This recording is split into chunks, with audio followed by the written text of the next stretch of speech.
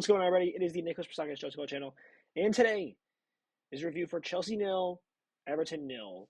The first time in the tenure of Enzo Maresca we have ever scored no goals in a game.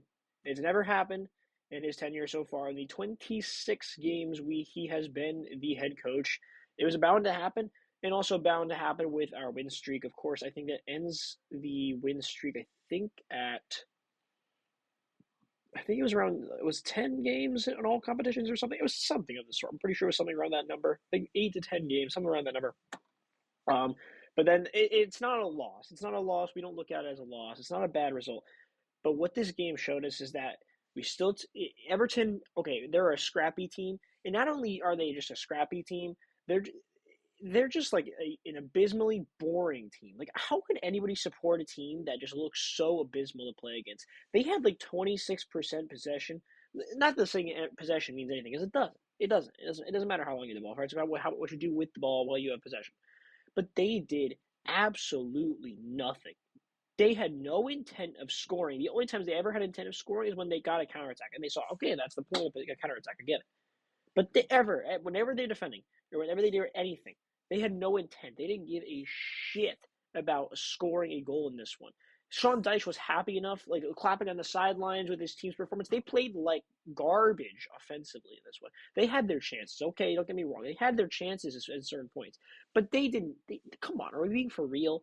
Are we being for real? Of course, they got draws against us and Arsenal. Okay, good results. So I guess as a head coach, you could be happy with that. Enzo Maresca was saying he was more happy with this performance than he was Brentford. I don't know if you can be happy with the draw. I mean, maybe the way you look at this is you look at say you're happy because you haven't gotten a point really, and I think the last 2 years we haven't gotten a point at Goodison Park, and thank God we're never playing at this park again because it sucks. Um, Not many great performances. Let's hop into the lineup. So let's start from the team sheet.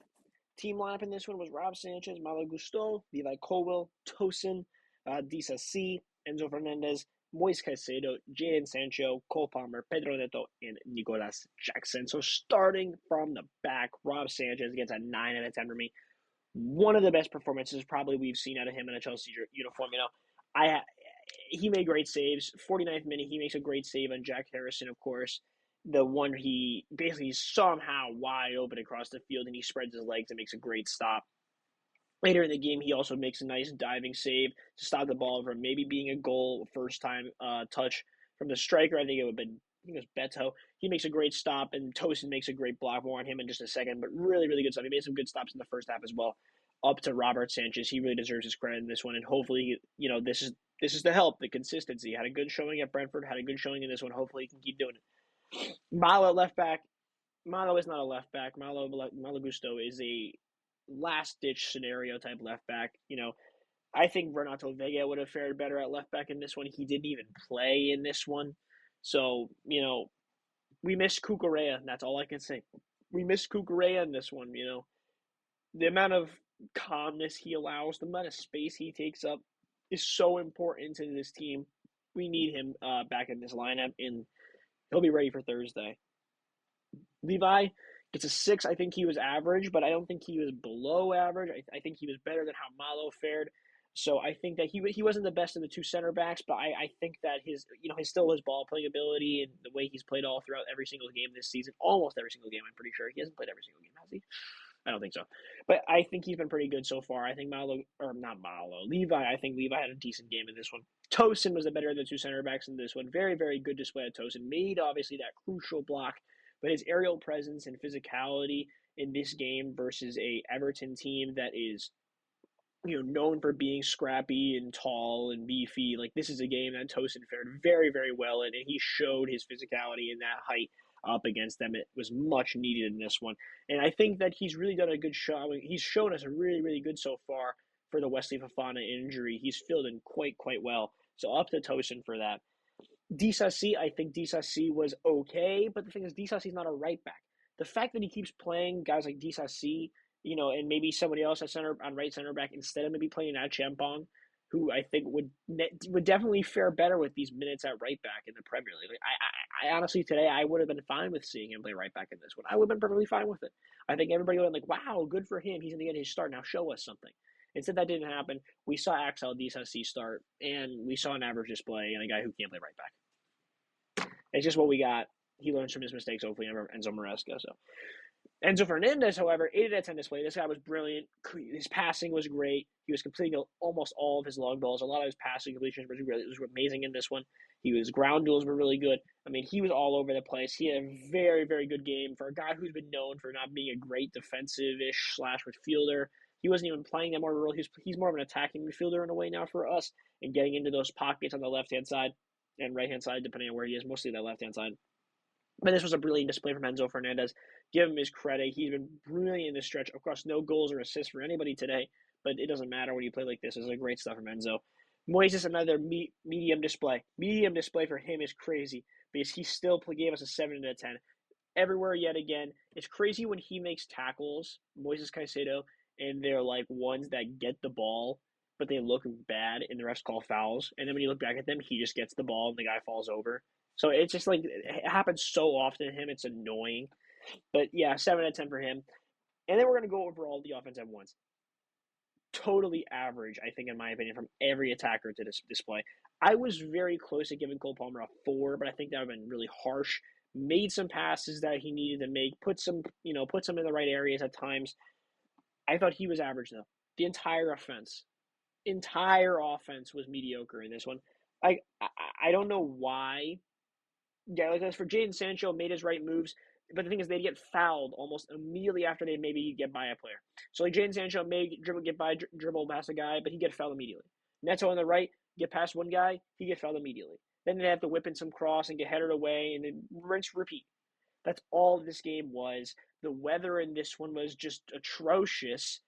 The weather was atrocious. The wind was all over the place. Rob Sanchez was saying it before the game.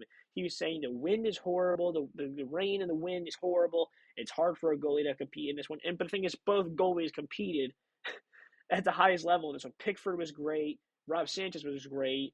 So the guys who won this ultimate battle were the goalies. So I mean, I don't know how they're possibly upset about that, and they're not upset about it. They're happy that they got their clean sheets, but it's funny that they, I would say, they were complaining about it before the game, Rob Sanchez, and ended up having one of the better games of his Chelsea career so far. So, but guys like Nicholas Jackson, this one, he didn't take the first chance that Cole Palmer put in the middle for him. Wow, that was a really, really crazy mistake there. Cole Palmer put in the middle for him. I don't know how he didn't put that one home, and then he missed another chance to lead a little bit later on. How does he not head that in? How does he hit the woodwork on that? Someone explain that to me. How is he hitting the woodwork there? It doesn't make any sense, in my opinion, how he's not putting that ball in the back of the net. But we get a draw, we get a good result. What can we say? We now only are 1 point above Arsenal.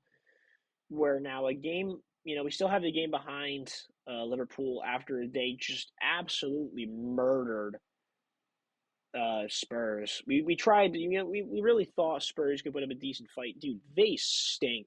Spurs stink. We were like, man, this race, if they could beat Liverpool or hold them to a draw, we might be okay. We might still be. Dude, no.